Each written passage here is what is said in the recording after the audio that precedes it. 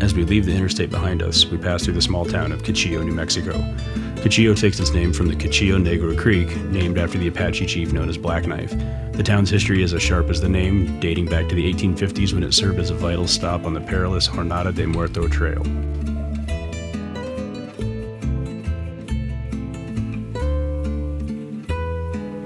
Cuchillo was more than just a stopover. It was a vital frontier outpost where Apache tribes traded with Spanish settlers, leaving a rich cultural legacy. The old Cuchillo bar and general store, built in the late 1800s, still stands echoing the town's vibrant past as a social hub.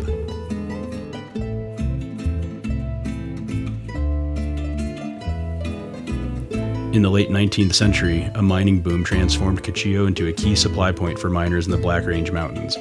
But as the mines dried up and the railroad bypassed the town, Cuchillo's population dwindled, leaving behind a small, resilient community that refuses to fade away. Today, Cuchillo exudes an almost ghostly charm, with its historic district listed on the National Registry of Historic Places. Connected to legends like Billy the Kid and offering unparalleled access to New Mexico's backcountry, Cuchillo stands as a living testament to the enduring spirit of the Old West.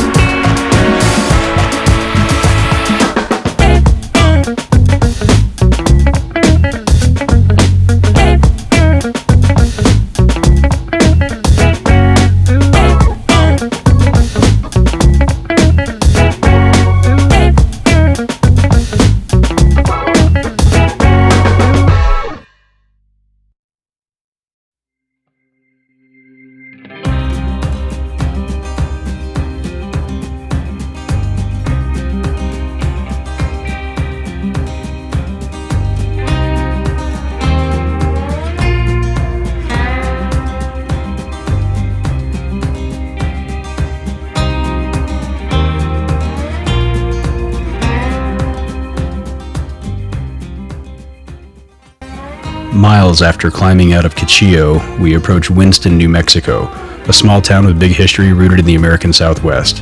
Founded in 1881 as Fairview, the town was renamed Winston in 1929 to honor Frank Winston, a local rancher and merchant who was instrumental in its development. Set against the backdrop of the rugged Black Range Mountains, Winston emerged during the late 19th century mining boom.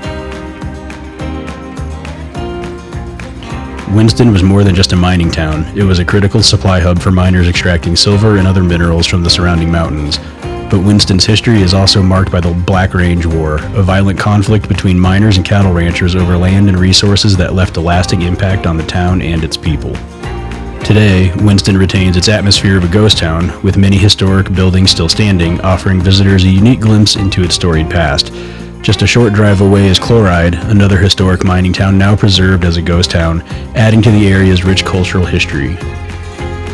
Nearby, the Floyd Lee Ranch, established in the early 1900s, remains one of New Mexico's largest and most historic ranches. The Lee family has maintained the ranch for over a century, contributing to the region's enduring ranching heritage.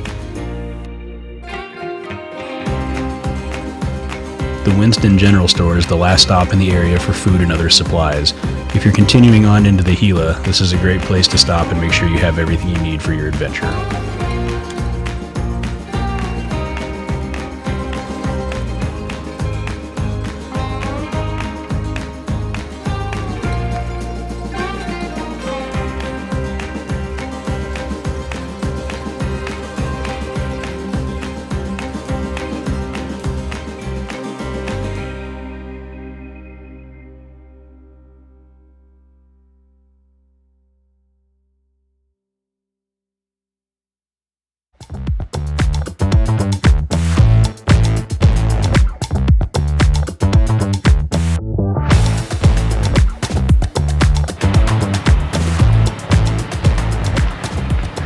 Highway 59, just outside of Winston, almost to Beaverhead.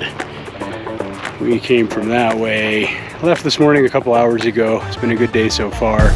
Back in the Gila, doing some scouting and things like that. Also just a good shakedown run for the new setup on the truck. So I'm pretty excited about that. I got my little co-pilot in there. We just had a quick break to air down a little bit and get him some water. This is Forest Road 226. This is going to be the first road we map today for Onyx, and then got a spot that might be a pretty decent campsite, so we're going to check that out.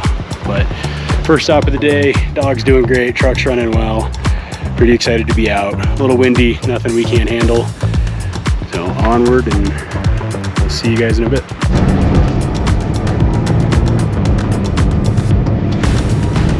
Continuing on Silver Monument, also known as, I believe it was Forest Road 206. We're making pretty good time today. We're about halfway through the first leg, almost to our second waypoint, which is going to take us into an area called Scales Canyon. And at the end of that is where I'm hoping to find camp for us tonight. Looks like the wind is picking up a little bit, but so far this road has been insanely easy. Getting some photos and kind of taking some mental notes and all that for a trip report for Onyx, but this would be another great day area for just about anybody in almost any vehicle. So I'm glad to be out. Beautiful day, weather's cooperating. This is the beginning of Scales Canyon, so it's our second waypoint of the day. Second trail we're going to map today. Looks like this one's definitely going to be a bit more complicated so far. Still doesn't seem like anything we can't handle, but definitely a bit more of a technical road, and we'll have to see how it goes. We haven't been on it very long yet, so we'll have to see. Doesn't seem like this road maybe gets the most use, so that's always a plus in my book, and ironically here I am trying to put it as a guided trail on Onyx. So anyway, keep the west wild, I guess. Respect these places if you do come out here. I know pretty much anybody watching this would obviously feel the same way. So we're making our way up Scales Canyon. We're going to see how this goes. Might be able to get some decent footage of the truck actually doing truck things. Right now I'm kind of trying to be a gimbal and drive and watch an iPad to keep on track. So anyway, I'm going to cut it short. Talk to everybody soon.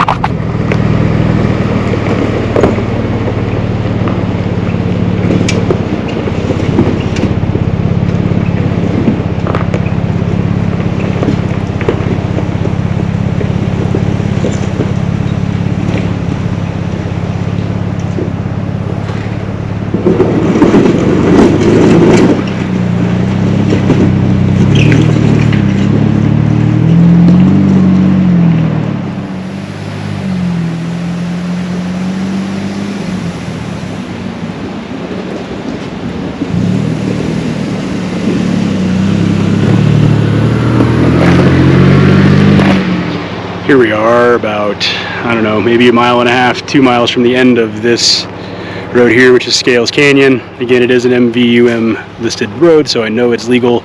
Looks like this tree's been down here for a little while. Definitely not making things easy, but people are kind of cutting around it here. I don't like seeing that. So one option is I do not have my chainsaw with me today. Otherwise, it would be real quick to take care of it. But I'm going to kind of come over here and look and see if I can hook up the winch and just pull this thing out. So might have to take a bypass today to get around it, because I'm thinking coming back tomorrow from this side, hook up a winch, pull this thing back over, and at least open up the road again. But absolutely beautiful area. I have seen one other person, and it was nowhere near this spot. So almost done for the day.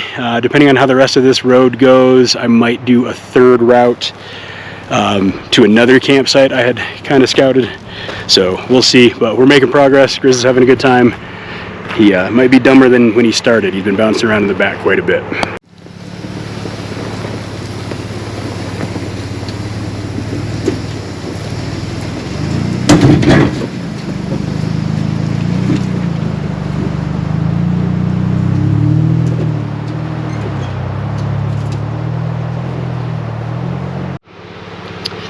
Approximately a half a mile from the end of Scales Canyon. It's incredible water crossing right here.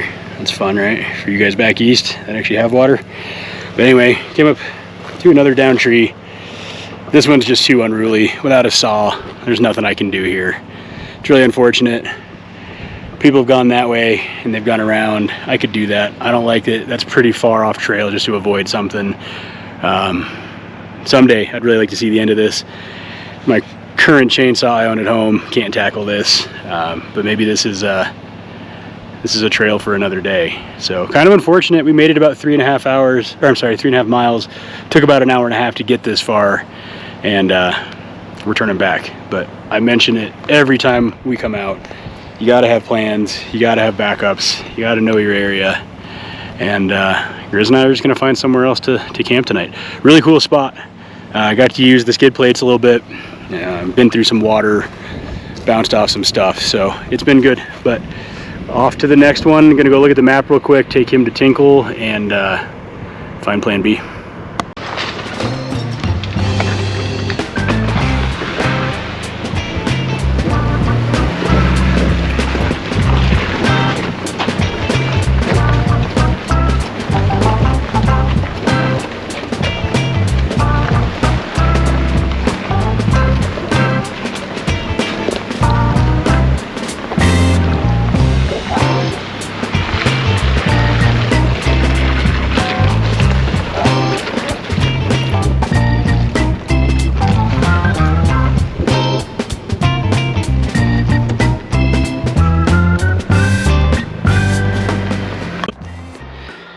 We made it to camp. It's not our favorite spot. It's definitely not the spot we were intending on, but it is what it is, and we got here okay. One of the roads today ended up being a bit harder than I was planning on. Having never been down here, it was kind of hard to tell, but got through it. Truck actually took a little bit of damage, kind of right here. Bumper's coming down now. It hit pretty good. You can see the bow in it, and now I can't really put weight on my tailgate, which is fun when you have a heavy fridge and you're kind of an old fat guy that sits on your tailgate. But anyway, that's something to fix at home. The rest of the truck seems fine. Here we are, all set up.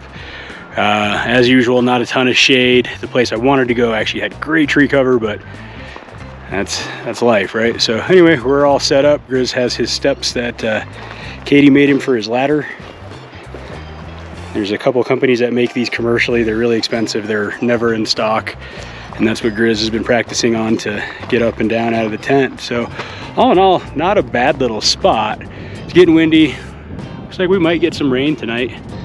Don't really know yet. The Garmin InReach forecast said it was like an 11% chance. So kind of thinking it's not too much. Hey buddy, I'm right here. But he's been doing great.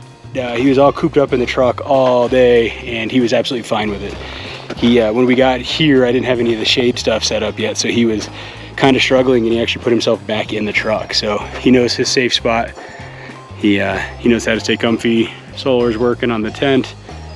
That was a little cheapy from Amazon, running to the EcoFlows we already have.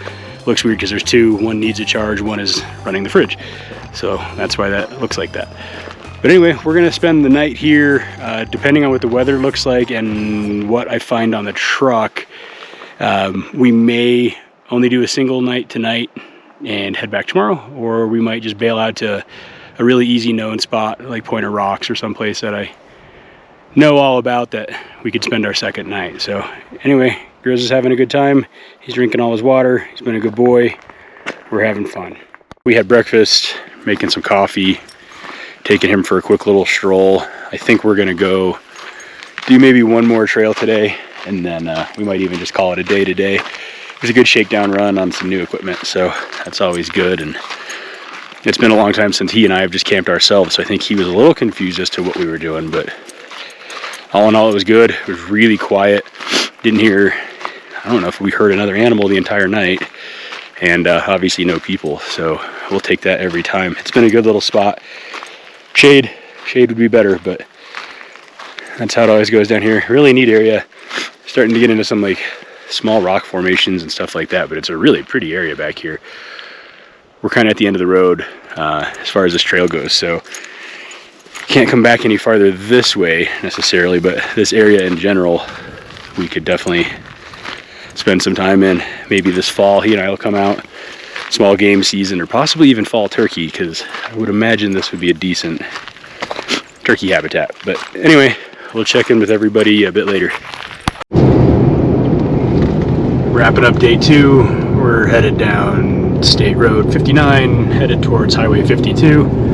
You've heard us talk about Highway 52 in a lot of our videos. It's one of the roads we use in and out of this area. So we just passed the last sign for the Gila, so we're no longer in the Gila, and we're going to be headed north towards Magdalena, so we'll actually cross back into the Cibola on the way.